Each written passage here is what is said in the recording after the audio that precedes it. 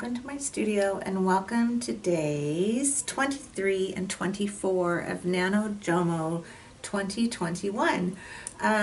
Day 23 is neon and day 24 is motion.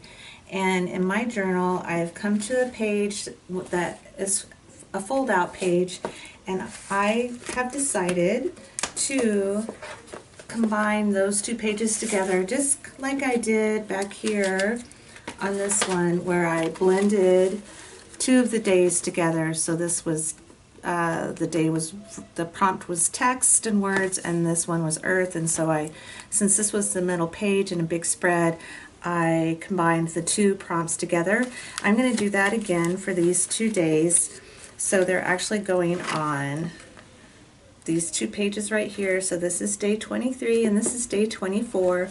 So I've got day 22 right here, and this is how it looks. So when you open the journal to that page, this will be day 23, and when you turn it, this is day 24, and here it's 25. So I thought that it would be neat to combine these two together, and they will flow easily together. I can make them flow easily together because I'm going to do mixed media. It's neon, so if I use neon paints and then have that blend over into how I'm going to do motion, then they'll work really, really well together.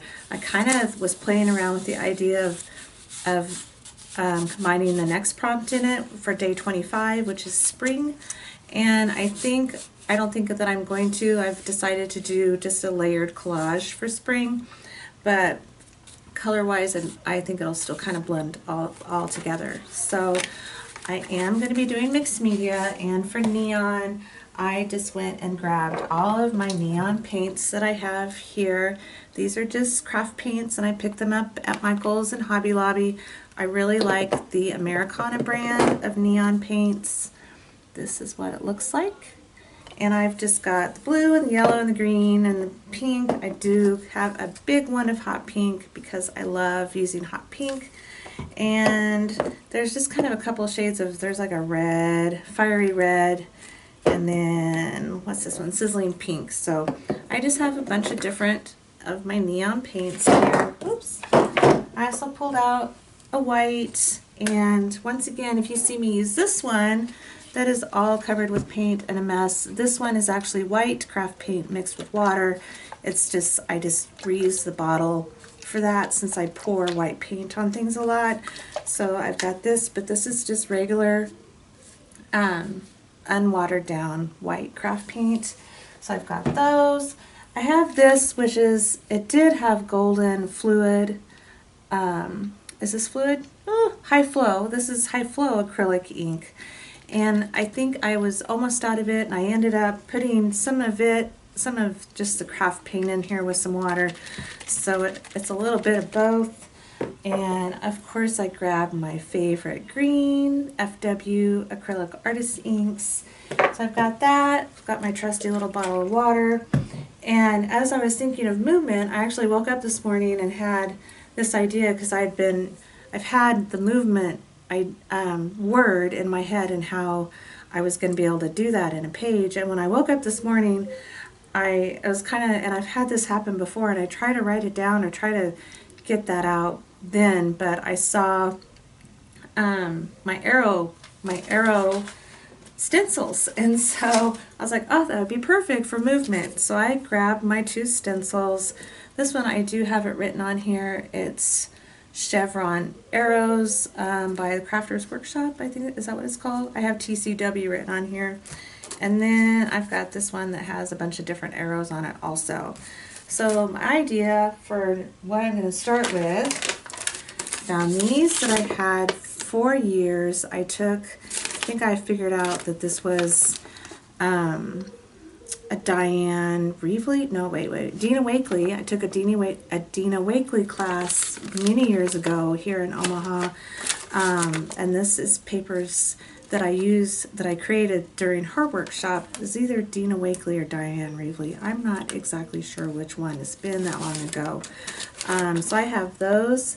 I thought that would be a good, fun starting place. This one is on dictionary paper, so it'll give some good color to start with, but also just some text on there. So I've got those that I'm going to glue down on my page first and then just start going from there. I've got my stencils and my super crazy thick gesso. Normally I would be using modeling paste, but I still have not made it to the store to get modeling paste, so I'm just trying to use up this thick gesso so I can get it done and get it used up and buy a new jar. So I'm going to use the gesso through the stencil to get the raised texture. My gesso is thick and it works pretty well. As through a stencil it raises up a little bit. It's not a lot and super defined as if I was using modeling paste. So I do wish that I had some, because it's easier to just get the more, to see the shapes from the stencil a lot better with the modeling paste, because it doesn't spread out, and the gesso tends to kind of spread out a little bit when it's drying.